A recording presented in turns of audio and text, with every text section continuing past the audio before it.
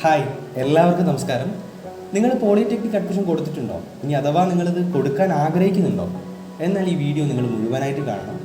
2022-2023 വർഷത്തിലെ പോളിടെക്നിക് അഡ്മിഷനുമായി ബന്ധപ്പെട്ടുള്ള വിവരങ്ങളാണ് ഈ വീഡിയോയിൽ നിങ്ങളുമായി ഞാൻ ഇന്ന് ഷെയർ ചെയ്യാൻ ഉദ്ദേശിക്കുന്നത്. ഇക്കഴിഞ്ഞ ഓഗസ്റ്റ് മാസം 2-ാം തീയതി അഥവാ 2022 ഓഗസ്റ്റ് മാസം 2-ാം തീയതി വരെയായിരുന്നു പോളിടെക്നിക് അഡ്മിഷനുമായി ബന്ധപ്പെട്ടുള്ള അപേക്ഷകൾ കൊടുക്കുവാനുള്ള ലാസ്റ്റ് ഡേറ്റ് ആയിട്ട് നിജപ്പെടുത്തിയിട്ടുണ്ടായിരുന്നു. എന്നാലത് 2022 ഓഗസ്റ്റ് മാസം 6-ാം തീയതി വരെ നിങ്ങൾക്ക് അപേക്ഷ കൊടുക്കുവാൻ നീട്ടിയിട്ടുണ്ട്. അതുകൊണ്ട് തന്നെ ഇനി അധികം അപ്ലിക്കേഷൻസ് കൊടുക്കാൻ ആഗ്രഹിക്കുന്ന വിദ്യാർത്ഥികൾ, രക്ഷിതാക്കൾ ആരെങ്കിലും ഉണ്ടെങ്കിൽ ഈ വീഡിയോ മുഴുവനായിട്ട് വാച്ച് ചെയ്യുക. പോളിടെക്നിക് അഡ്മിഷനുമായി ബന്ധപ്പെട്ടുള്ള വിവരങ്ങളാണ് ഈ വീഡിയോയിൽ ഞാൻ ഉൾപ്പെടുത്തിയിട്ടുള്ളത്.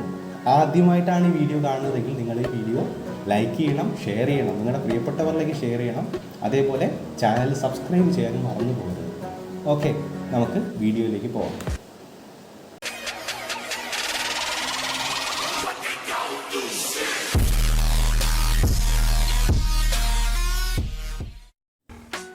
വളരെ ബേസിക് ആയിട്ട് പറയുകയാണെങ്കിൽ പോളിടെക്നിക് എന്ന് പറയുന്നത് ഒരു 3 വർഷത്തെ എൻജിനീയറിംഗ് കോഴ്സ് തന്നെയാണ്.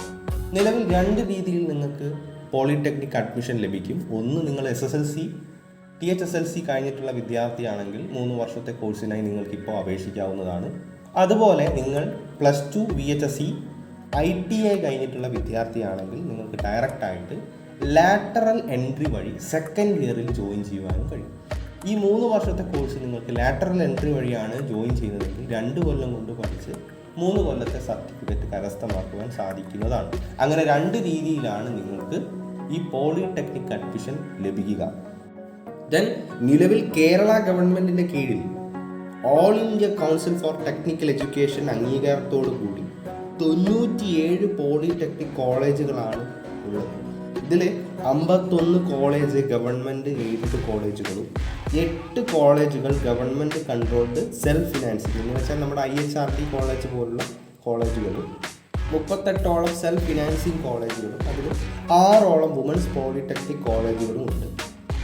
ദെൻ പോളിടെക്നിക് കോഴ്സുകൾ നമ്മൾ തിരിച്ചിട്ടുള്ളത് 19 എൻജിനീയറിംഗ് കോഴ്സസ് ആയിട്ടും 4 നോൺ എൻജിനീയറിംഗ് റിലേറ്റഡ് കോഴ്സസുമായിട്ടാണ്. എന്ന് വെച്ചാൽ 2 സ്ട്രീമിലായിട്ടാണ് ഇത് തിരിച്ചിട്ടുള്ളത്. ഡിപ്ലോമ പ്രോഗ്രാം എന്ന് പറയുന്നത് 2 സ്ട്രീമിലാണ്. ഒന്നാമത്തെ സ്ട്രീം എന്ന് പറയുന്നത് diploma in engineering and technology എന്ന് പറയുന്ന ഒരു സ്ട്രീമാണ്. നോർമലായിട്ട് നമ്മൾ കാണുന്ന ബേസിക് ആയിട്ടുള്ള കോഴ്സുകളുള്ളതാണ് diploma in engineering and technology എന്ന് പറയുന്ന ഫസ്റ്റ് സ്ട്രീം. സെക്കൻഡ് സ്ട്രീമിൽ diploma in commercial practice and diploma in computer applications and business management എന്ന് പറയുന്ന നോൺ എൻജിനീയറിംഗ് റിലേറ്റഡ് കോഴ്സുകളാണ് ഉണ്ടായിരിക്കുക. അങ്ങനെ 2 സ്ട്രീമിലാണ് നമ്മുടെ പോളിടെക്നിക് കോഴ്സുകൾ തിരിച്ചിട്ടുള്ളത്. ഇതിൽ 50% സീറ്റും നമ്മൾ ഫില്ല് ചെയ്യുന്നത് പ്യുവറായിട്ട് നമ്മുടെ മെറിറ്റ് ബേസിലും ബാക്കി വരുന്ന 50 സീറ്റുകൾ ഫില്ല് ചെയ്യുന്നത് റിസർവേഷൻ്റെ റൂൾസ് പ്രകാരമാണ്. ഓൺലൈനായിട്ട് അപേക്ഷകൾ നമുക്ക് ഇതിലേക്ക് കൊടുക്കാൻ പറ്റും. അതിന് www.polyadmission.org എന്ന് പറയുന്ന വെബ്സൈറ്റാണ് നമ്മൾ യൂസ് ചെയ്യുന്നത്. അതിൽ ഡയറക്റ്റായിട്ട് നമ്മൾ എങ്ങനെ എൻട്രി ചെയ്യുന്നു, എന്തൊക്കെ നമ്മൾ അതിൽ ശ്രദ്ധിക്കണം എന്ന കാര്യങ്ങളൊക്കെ ഞാൻ ഈ വീഡിയോയിൽ സൂചിപ്പിക്കുന്നുണ്ട്. വഴിയെ നിങ്ങൾ അത് മനസ്സിലാക്കുക. ഇനി പോളിടെക്നിക് കോളേജ് കോഴ്സ് കംപ്ലീറ്റ് ചെയ്ത് നിങ്ങൾ പുറത്തേക്ക് ഇറങ്ങുമ്പോൾ നിങ്ങളുടെ ജോലി സാധ്യത എന്താണെന്നാണ് നിങ്ങളുടെ ഡൗട്ട് എങ്കിൽ ആൻസറായിട്ട് പറയാനുള്ളത് നിങ്ങൾക്ക് ഒട്ടനവധി ഓപ്പർച്യൂണിറ്റീസ് ഉണ്ട് എന്നതാണ്. കാര്യം ഗവൺമെൻറ് ഫീൽഡ് ആവട്ടെ, പ്രൈവറ്റ് ഫേം ആവട്ടെ, ഒട്ടനവധി ജോബ് ഓപ്പർച്യൂണിറ്റീസുകളാണ് നിങ്ങളുടെ മുമ്പിലേക്ക് ഉള്ളത്. ഇപ്പോൾ ഗവൺമെൻറ് ഫീൽഡിൽ junior engineering technician, KSEB, KSRTC, vehicle inspector, railway, അങ്ങനെ ഒട്ടനവധി ഗവൺമെൻറ് ഫീൽഡുകളിൽ ജോലി സാധ്യതകളുണ്ട്. ഇപ്പോൾ ടീച്ചിങ് ഫീൽഡ് ആവട്ടെ, ടീച്ചിങ് ഫീൽഡിൽ ITI, THSLC, പോളിടെക്നിക് കോളേജുകൾ, ഇവിടെയൊക്കെ നിങ്ങൾക്ക് പഠിപ്പിക്കാനുള്ള ഓപ്പർച്യൂണിറ്റീസുകളുണ്ട്. Oil and gas, coal industries, അങ്ങനെ ഒട്ടനവധി ഗവൺമെൻറ് പ്രൈവറ്റ് ഫേമുകളിൽ നിങ്ങൾക്ക് ജോബ് ഓപ്പർച്യൂണിറ്റീസ്, ജോലി സാധ്യതകൾ തുറന്നു വച്ചിട്ടുണ്ട്. അതേപോലെ നിങ്ങളിനി ഈ ഒരു പോളിടെക്നിക് കോഴ്സ് കഴിഞ്ഞ് BTech ചെയ്യുവാനാണ് ആഗ്രഹിക്കുന്നതെങ്കിൽ 4 കൊല്ലത്തെ BTech കോഴ്സ് നിങ്ങൾക്ക് 3 കൊല്ലം കൊണ്ട് പഠിക്കുവാൻ കഴിയും. അതെങ്ങനെയെന്ന് വെച്ചാൽ നിങ്ങൾ ഏതാണോ കോഴ്സ് പഠിക്കുന്നത് ആ കോഴ്സ് റിലേറ്റ് ചെയ്ത് തന്നെ നിങ്ങൾക്ക് ലാറ്ററൽ എൻട്രി വഴി സെക്കൻഡ് ഇയറിലേക്ക് ജോയിൻ ചെയ്യാനും BTech കരസ്ഥമാക്കുവാനും സാധിക്കുന്നതാണ്. ഓക്കെ, ഇനി അപ്ലിക്കേഷനുമായി ബന്ധപ്പെട്ട് നിങ്ങൾ ശ്രദ്ധിക്കേണ്ട ഏറ്റവും പ്രധാനപ്പെട്ട ഒരു കാര്യം, നിങ്ങളുടെ ഒറിജിനൽ സർട്ടിഫിക്കറ്റ്സുകളെല്ലാം തന്നെ നിങ്ങളുടെ കൈവശമുണ്ട് എന്ന് നിങ്ങൾ ഉറപ്പുവരുത്തണം. പ്രത്യേകിച്ച് നിങ്ങളുടെ കാസ്റ്റ് സർട്ടിഫിക്കറ്റ്, വരുമാന സർട്ടിഫിക്കറ്റ് പോലുള്ള സർട്ടിഫിക്കറ്റുകൾ നിങ്ങളുടെ കൈവശമുണ്ട് എന്ന് നിങ്ങൾ ഉറപ്പുവരുത്തുക. SSLC വഴി അഥവാ THSLC ഏതാണ് നിങ്ങളുടെ യോഗ്യത അതനുസരിച്ച് നിങ്ങൾ കൊടുക്കുമ്പോൾ അതിൻ്റെയൊക്കെ ഒറിജിനൽ സർട്ടിഫിക്കറ്റ് നിങ്ങളുടെ കൈവശമുണ്ട് നിങ്ങൾ ഉറപ്പുവരുത്തിയ ശേഷം മാത്രം അപ്ലിക്കേഷൻസ് അയക്കേണ്ടതാണ്. അങ്ങനെ കൊടുക്കുമ്പോൾ നിങ്ങൾ www.polyadmission.org എന്ന് പറയുന്ന വെബ്സൈറ്റ് പരിശോധിക്കുമ്പോൾ ഇതിൽ ഓൺലൈനായിട്ട് നിങ്ങൾക്ക് 1 ടൈം രജിസ്ട്രേഷൻ കംപ്ലീറ്റ് ചെയ്യാനുണ്ട്. ആ 1 ടൈം രജിസ്ട്രേഷൻ നിങ്ങൾ കംപ്ലീറ്റ് ചെയ്യുമ്പോഴാണ് നോർമലായിട്ട് നിങ്ങൾക്ക് ഇതിലേക്കുള്ള ഓപ്ഷനുകൾ നിങ്ങൾക്ക് കൊടുക്കുവാൻ കഴിയുക. അപ്പോൾ ശ്രദ്ധിക്കേണ്ട കാര്യം, ആദ്യം തന്നെ നിങ്ങൾ ഓൺലൈനായിട്ടുള്ള രജിസ്ട്രേഷൻ 1 ടൈം രജിസ്ട്രേഷൻ നിങ്ങളുടെ പേര്, വിലാസം തുടങ്ങിയ കാര്യങ്ങൾ, ബേസിക് ആയിട്ടുള്ള ഡീറ്റെയിൽസ് മൊത്തം നിങ്ങൾ കൊടുത്ത് അതിൽ അപ്ലിക്കേഷനുമായി ബന്ധപ്പെട്ടുള്ള കാര്യങ്ങളൊക്കെ ഫില്ല് ചെയ്ത് കംപ്ലീറ്റ് ചെയ്ത ശേഷം നിങ്ങൾക്ക് ഫീ അടയ്ക്കേണ്ടതുണ്ട്. നിങ്ങളുടെ ആപ്ലിക്കേഷൻ ഫീ വരുന്നത് 200 രൂപയാണ്. നിങ്ങളൊരു SC ST സ്റ്റുഡൻ്റ് ആണെങ്കിൽ നിങ്ങൾക്ക് 100 രൂപയാണ് ആപ്ലിക്കേഷൻ ഫീ ഉണ്ടായിരിക്കുക. നോർമലി SSLC THSLC കഴിഞ്ഞിട്ടുള്ള വിദ്യാർത്ഥികൾക്ക്, തതുല്യ യോഗ്യതയുള്ള വിദ്യാർത്ഥികൾക്ക് ഡയറക്റ്റായിട്ട് നിലവിൽ 6 ഓഗസ്റ്റ് 2022 അപേക്ഷകൾ, പോളിടെക്നിക് അപേക്ഷകൾ കൊടുക്കുവാൻ കഴിയും. അപ്പോൾ എഞ്ചിനീയറിംഗ് സ്ട്രീമിലേക്ക് കണക്ക്, സയൻസ്, ഇംഗ്ലീഷ് വിഷയങ്ങളും നോൺ എഞ്ചിനീയറിംഗ് സ്ട്രീമിലേക്ക് കണക്ക്, ഇംഗ്ലീഷ് വിഷയങ്ങളും പഠിച്ചിരിക്കണം എന്നത് വളരെ അത്യാവശ്യമായിട്ടുള്ള കാര്യമാണ്.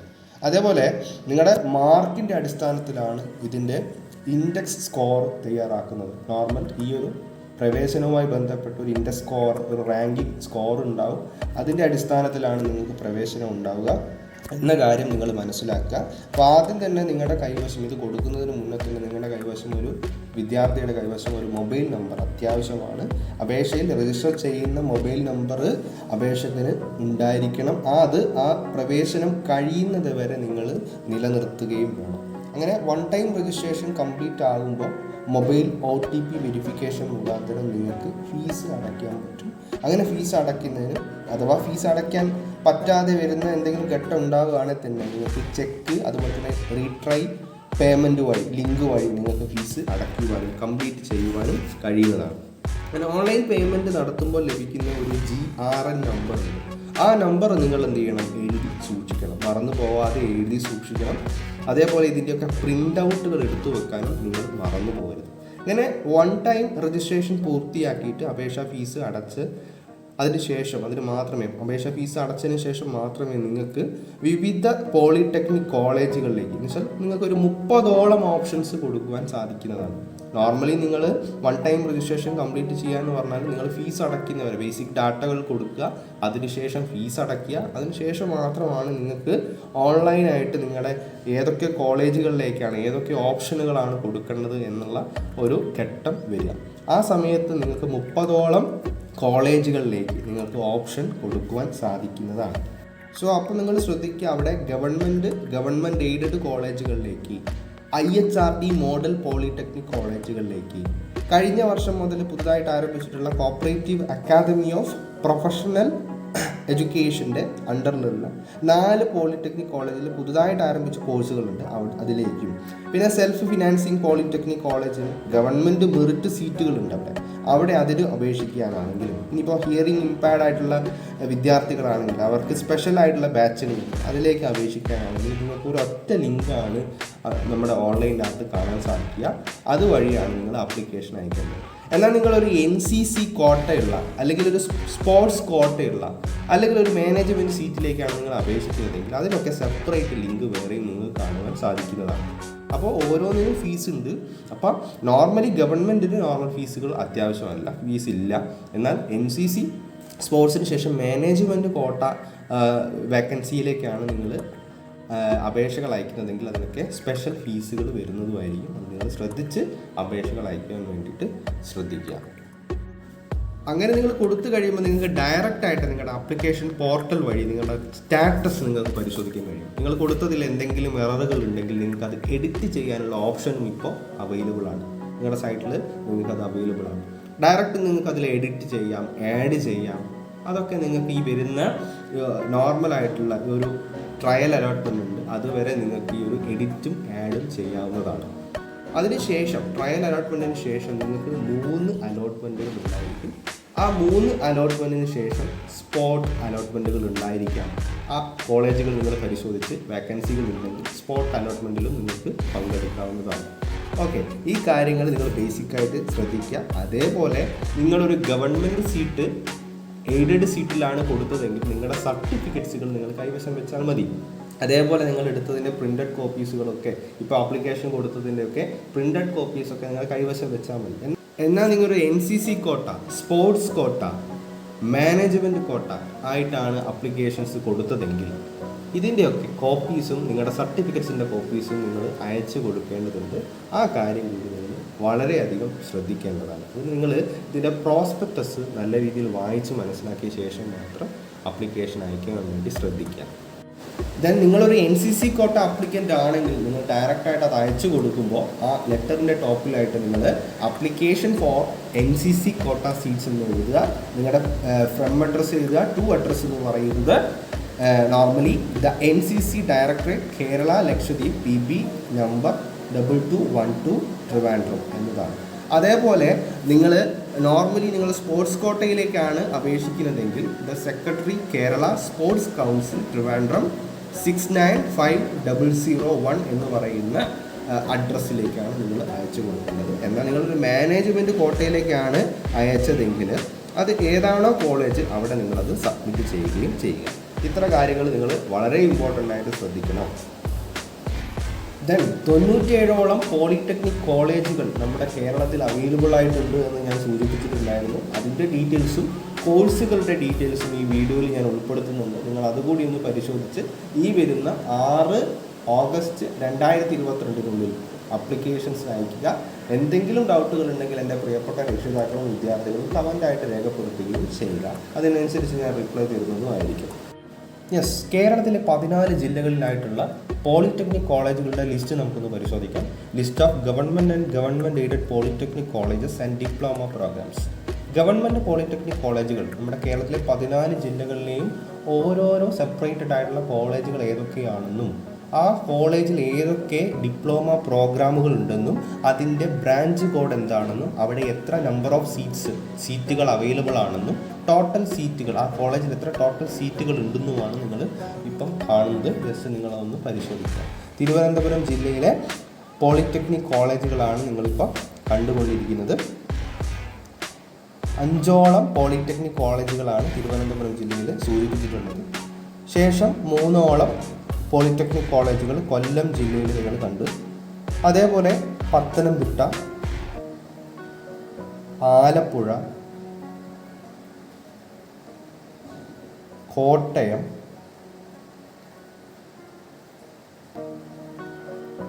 Idukki, Ernakulam,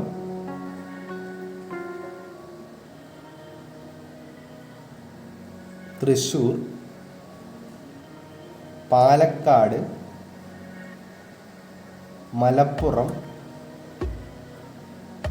Kozhikode and Kannur, Wayanad,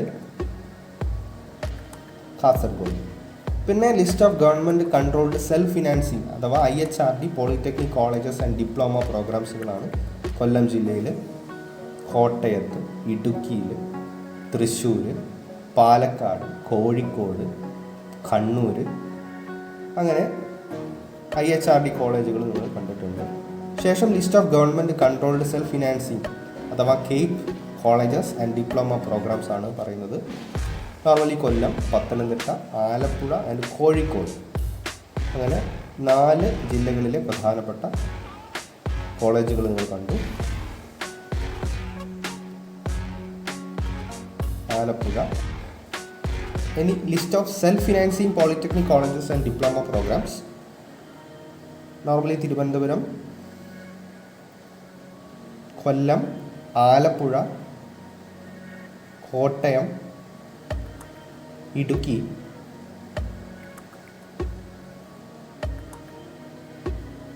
Ernakulam, Thrissur, Palakkad, Malappuram, Kozhikode, Kannur and Kasaragod.